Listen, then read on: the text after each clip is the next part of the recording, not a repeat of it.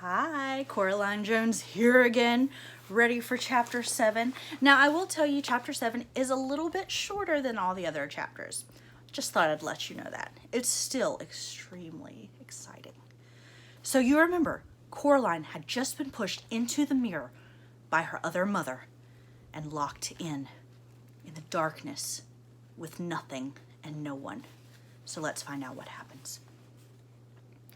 Somewhere inside her, Coraline could feel a huge sob welling up, and then she stopped it before it came out.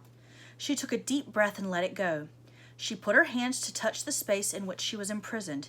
It was the size of a broom closet, tall enough to stand in or to sit in, not wide or deep enough to lie down in.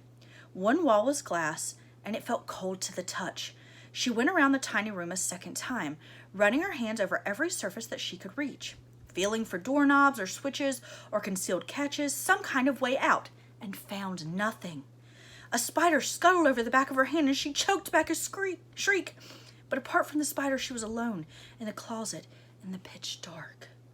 And then her hand touched something that felt for all the world like somebody's cheek and lips, small and cold, and a voice whispered in her ear. "Hush and shush. Say nothing, for the beldam might be listening." Coraline said nothing. She felt a cold hand touch her face, fingers running over her like the gentle beat of a moth's wing. Another voice, hesitant and so faint Coraline wondered if she were imagining it, said, art thou alive?" "Yes," whispered Coraline. "Poor child," said the first voice. "Who are you?" whispered Coraline. "Names, names, names," said another voice, "all far away and lost.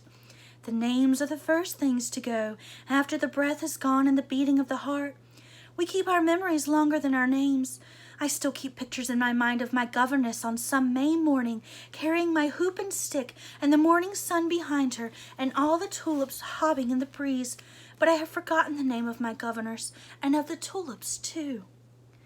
"I don't think tulips have names," said Coraline. "They're just tulips."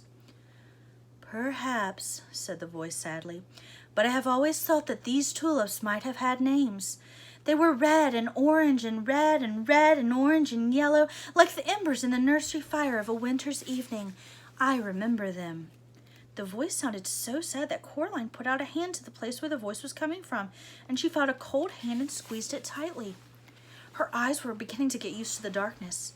Now Coraline saw, or imagined she saw, 3 shapes, each as faint and pale as the moon in the daytime sky.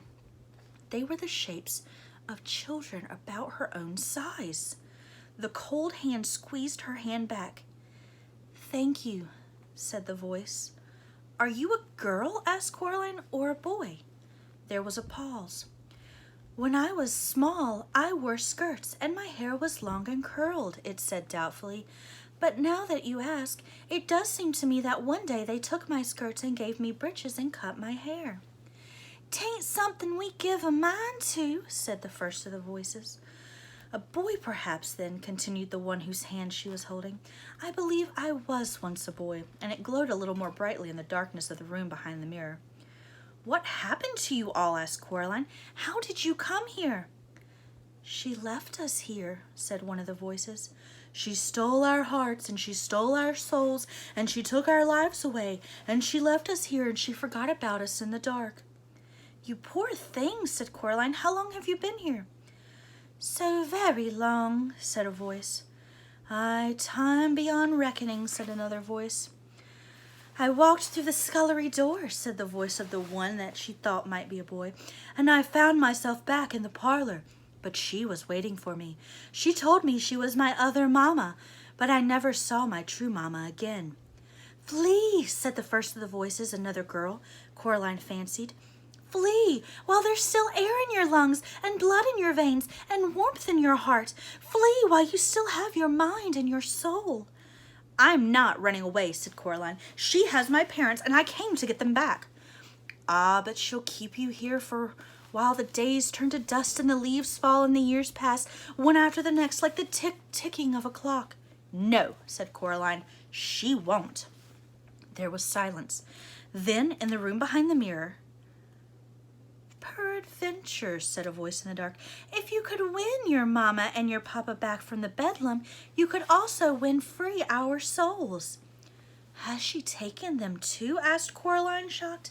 "Aye, and hidden them." "That is why we could not leave here when we died. She kept us and she fed on us, until now we've had nothing left of ourselves, only snakeskins and spider husks. Find our secret hearts, young mistress." "And what will happen to you if I do?" asked Coraline. The voices said nothing.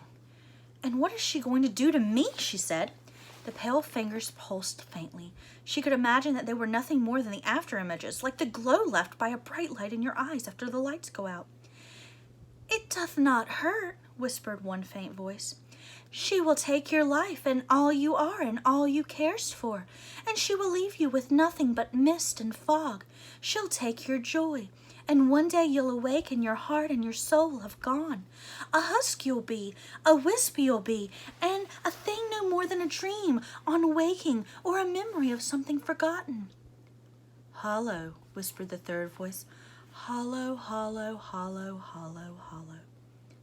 "You must flee," sighed a voice faintly. "I don't think so," said Coraline. "I tried running away and it didn't work. She just took my parents. Can you tell me how to get out of this room?" "If we knew when we would, then we would tell you." "Poor things," thought Coraline to herself.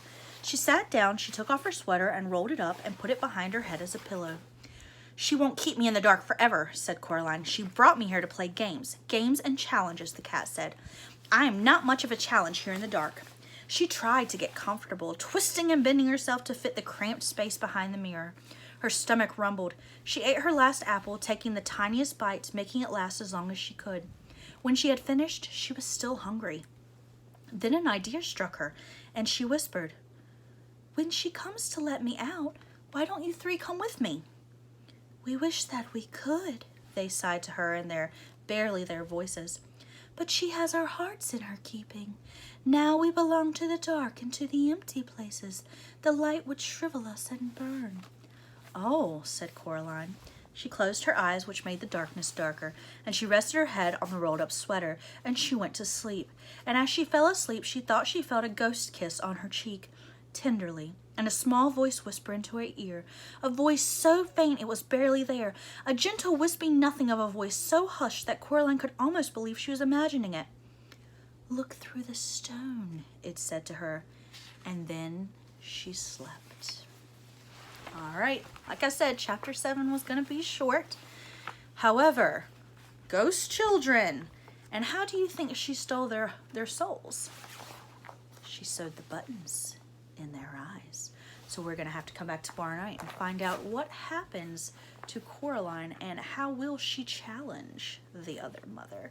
All right, see you then.